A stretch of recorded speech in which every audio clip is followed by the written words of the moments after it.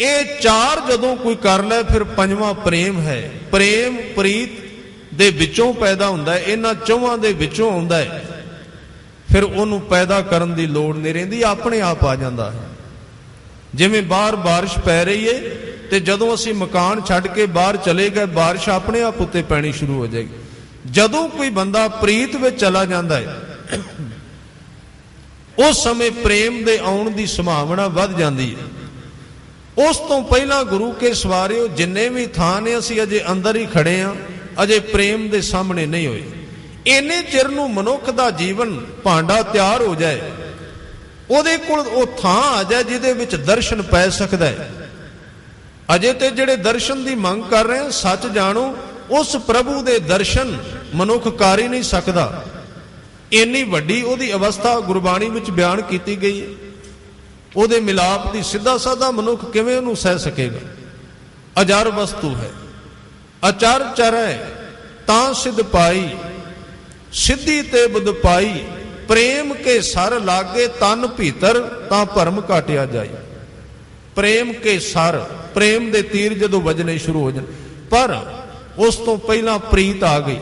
हुण प्रीत तक मनुख यतन करदा है ते जिस दिन प्रीत आ जाती है उस दिन मनुख ध्यान भी नाल नाल करदा है। इसलिए सिख दे जीवन विच जदों प्रेम आउंदा है उदों ध्यान भी नाल उहदा टिक जांदा है। इकल्ला प्रेमी नहीं है सिख, नाल ध्यानी भी है, वो ध्यान नूं भी टिकाउंदा है।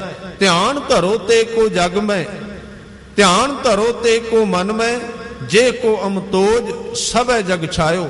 ध्यान ते प्रीत इकट्ठे हुंदे ने। जदों ध्यान ते प्रीत दा मिलाप हुंदा है, उस मिलाप उस संजोग दे विचों फिर प्रेम दा सूरज प्रगट हो जांदा है। ये जिन्हों अज कबीर साहब कह रहे हैं।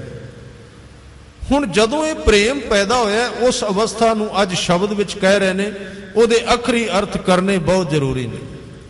प्रेम दी अवस्था जिदन उहदी दर्द जिन्हों कबीर साहब कह रहे हैं कि कत नहीं ठौर मूल कत लावों।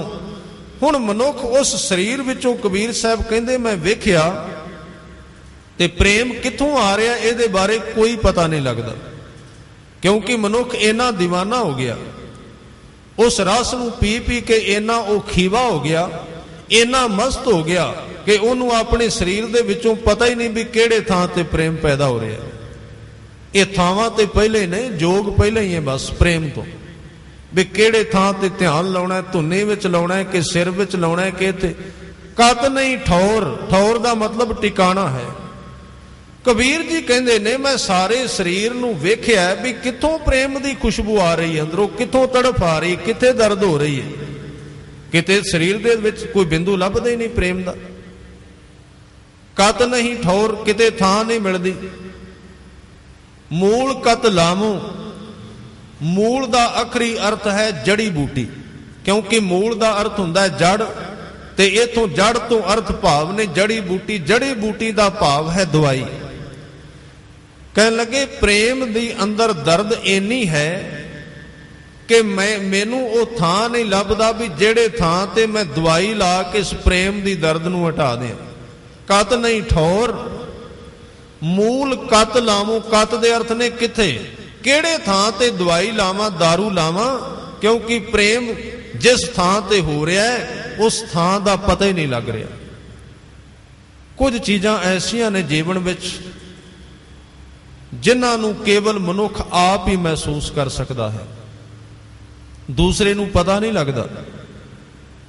ध्यान दिओ, शरीर दियां कुछ ऐसियां अवस्था ने, नींद दा पता मनुख नूं आप ही लग सकता है। जदों नींद आई है, किते अंदर लिखिया नहीं गया, अंदरों कोई आवाज नहीं आई भी तेनों नींद आ गई हुण सौ जा, बस आ गई नींद अपने आप। हाँ, नींद नूं लियाउण वास्ते साधन वरते जा सकते हैं। ये तीन चीज़ां इक्को जिहियां ने, दर्द होनी, नींद आउणी ते भुख लगनी, ते भावें नूं अगे व्याख्या कर ली प्यास लगनी, ते प्रेम होना, भावें पंजां विच वंड लईए।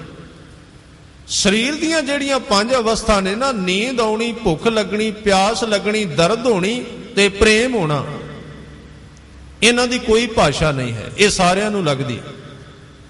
कदी जदों भुख लगदी है अंग्रेज नूं वखरी नहीं लगदी भी इहनूं अंग्रेजी विच भुख लगी है ते इथों हिंदी वालियां नूं हिंदी विच भुख लग गई। ਜਿਹੜਾ ਅਸਲੀ ਹੈ ਉਹ ਸਭ ਕੁਝ ਇੱਕੋ ਹੀ ਹੈ। ਗੁਰੂ ਸਾਹਿਬ ਨੇ ਤਾਂ ਹੀ ਫੈਸਲਾ ਕਰ ਦਿੱਤਾ ਵੀ ਮਾਨਸ ਸਭ ਏਕ ਹੈ, ਅਨੇਕ ਕੋ ਪਰਮਾਓ ਹੈ। ਇਹ ਤੇ ਭਰਮ ਹੈ ਸਾਰਾ।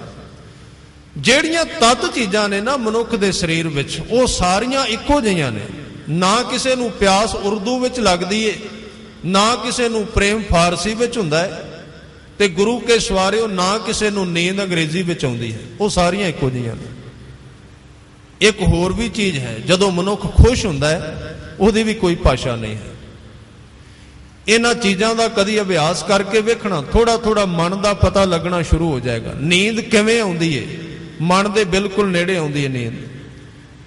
ਇਹ ਭੁੱਖ ਅੰਦਰ ਲੱਗੀ, ਕੌਣ ਦੱਸ ਰਿਹਾ ਅੰਦਰੋਂ? ਕਿਵੇਂ ਪਤਾ ਲੱਗ ਰਿਹਾ? ਪਰ ਅਸੀਂ ਇਹਨੂੰ ਫਿਲਾਸਫੀ ਕਹਿ ਕੇ ਜਾਂ ਵਿਦਾਂਤ ਕਹਿ ਕੇ ਭੰਡ ਦਿੰਦੇ ਆ। ਅਸਲ ਵਿੱਚ ਸਤਿਗੁਰੂ ਕਹਿੰਦੇ ਬੰਦੇ ਖੋਜ ਦਿਲ ਹਰ ਰੋਜ਼। ਇਹਨੂੰ ਖੋਜ, ਜੇ ਤੂੰ ਸਿੱਖ ਬਣਨਾ, ਤੂੰ ਧਾਰਮਿਕ ਬਣਨਾ। ਜਦੋਂ ਕਿਸੇ ਨੂੰ ਭੁੱਖ ਲੱਗੇ ਉਸ ਵੇਲੇ ਉਹ ਬਾਹਰ ਕੇਵਲ ਉਸੇ ਨੂੰ ਪਤਾ ਲੱਗ ਸਕਦਾ ਹੈ।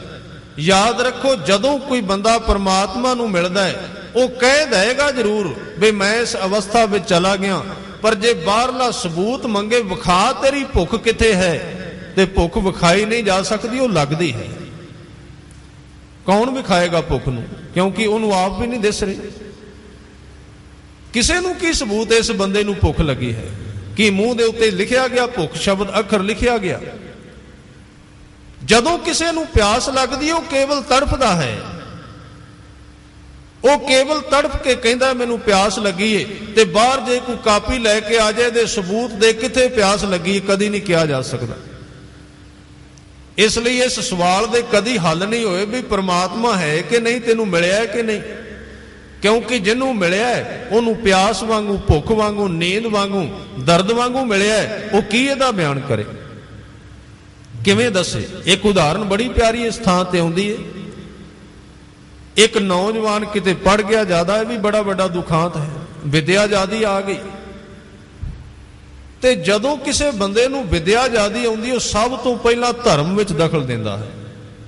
ਬੜੇ ਵੱਡੇ ਦੁਰਭਾਗ ਨੇ।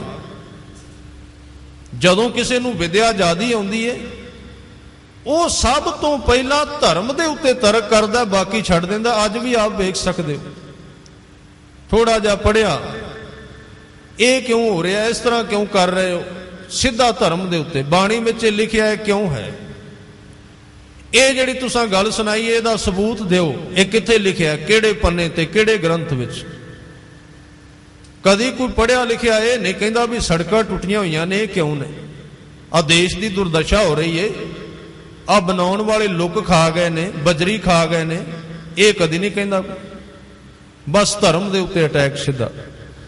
ਤਰਕ ਚਲਾਕੀ ਧਰਮ ਤੇ ਆ ਕੇ ਚਲਾਉਣੀ ਹੈ। ਇਹ ਨਹੀਂ ਵੇਖ ਰਿਹਾ ਵੀ ਸਮਾਜ ਦੇ ਵਿੱਚ, ਸਾਡੇ ਘਰ ਵਿੱਚ ਕੀ ਹੋ ਰਿਹਾ। ਕਦੀ ਇਹ ਨਹੀਂ ਅਸੀਂ ਕਿਹਾ ਵੀ ਸਾਡੇ ਬੱਚੇ ਕੇਸ ਕਿਉਂ ਕਟਾ ਰਹੇ ਨੇ, ਇਹ ਦਾਜ ਦੀ ਬਲੀ ਹਰ ਰੋਜ਼ ਕਿਉਂ ਬੱਚੀਆਂ ਚੜ ਰਹੀਆਂ ਨੇ। ਬੜੇ ਘੱਟ ਲੋਕ ਕਹਿੰਦੇ ਨੇ, ਜ਼ਿਆਦਾ ਇਹ ਹੀ ਕਹਿੰਦੇ ਨੇ ਧਾਰਮਿਕ ਬੰਦੇ ਕੀ ਕਰ ਰਹੇ ਨੇ। ਬਸ ਇਹਨਾਂ ਦਾ ਗਲਾ ਘੁੱਟਣ ਤੇ ਬੈਠੇ ਨੇ। ਖਾ ਕੀ ਰਹੇ ਨੇ, ਇਹ ਬੋਲ ਕੀ ਰਹੇ ਨੇ, ਇਹ ਤੁਰਦੇ ਕਿਵੇਂ ਨੇ, ਸੌਂਦੇ ਕਿੱਥੇ ਨੇ, ਕੈਮਰੇ ਫਿੱਟ ਕਰ ਦਿੱਤੇ। ਪਰ ਇਹ ਕਦੀ ਕੋਈ ਨਹੀਂ ਵੇਂਦਾ ਵੀ ਸਾਡੇ ਘਰਾਂ ਦੇ ਵਿੱਚ ਜਨਮ ਤੋਂ ਪਹਿਲਾਂ ਹੀ ਬੱਚੀਆਂ ਮਾਰੀਆਂ ਜਾ ਰਹੀਆਂ ਨੇ, ਉਹਨਾਂ ਵੱਲ ਬੜੇ ਘੱਟ ਲੋਕ ਧਿਆਨ ਦਿੰਦੇ ਨੇ। ਗਲਤ ਵਰਤ ਲਿਆ ਮਨੁੱਖ ਨੇ ਵਿਦਿਆ ਨੂੰ।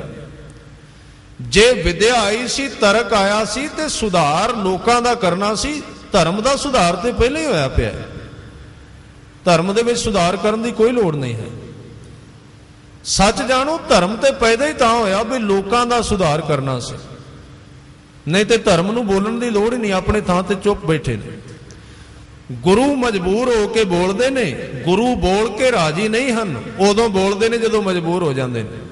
ਮਜਬੂਰ ਹੋ ਕੇ ਬੋਲਦੇ ਨੇ। ਗੁਰੂ ਨਾਨਕ ਸਾਹਿਬ ਨੂੰ ਪੁੱਛ ਕੇ ਵੇਖੋ, ਉਹ ਕਹਿੰਦੇ ਬੋਲਣਾ ਨਹੀਂ ਚਾਹੁੰਦਾ, ਪਰ ਕੀ ਕਰਾਂ, ਇੰਨਾ ਅਨਰਥ ਹੋ ਰਿਹਾ, ਮੈਂ ਬੋਲਣ ਤੋਂ ਰਹਿ ਨਹੀਂ ਸਕਦਾ। ਫਿਰ ਬੋਲ ਪਓ। ਜੇ ਅਸੀਂ ਸੁਧਾਰ ਕਰਨਾ ਤੇ ਆਪਣਾ ਕਰੀਏ, ਗੁਰੂ ਵਾਲੇ ਪਾਸੇ ਨਾ ਤੁਰੀਏ ਸੁਧਾਰ ਕਰਨ। ਗੁਰੂ ਤੇ ਪਹਿਲਾਂ ਹੀ ਧਰਮ ਸੁਧਰਿਆ ਹੋਇਆ।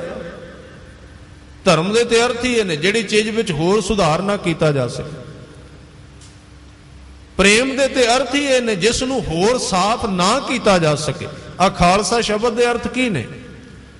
ਖਾਲਸਾ ਸ਼ਬਦ ਦੇ ਆਖਰੀ ਅਰਥ, ਸੰਤ ਸ਼ਬਦ ਦੇ ਆਖਰੀ ਅਰਥ ਇਹ ਬਣਦੇ ਨੇ ਜਿਹਨੂੰ ਹੋਰ ਸ਼ੁੱਧ ਨਹੀਂ ਕੀਤਾ ਜਾ ਸਕਦਾ, ਜੋ ਪੂਰੇ ਸਿਰੇ ਤੱਕ ਸ਼ੁੱਧ ਹੈ। ਇਸ ਲਈ ਧਿਆਨ ਦਿਓ ਗੁਰੂ ਕੇ ਸਵਾਰਿਓ,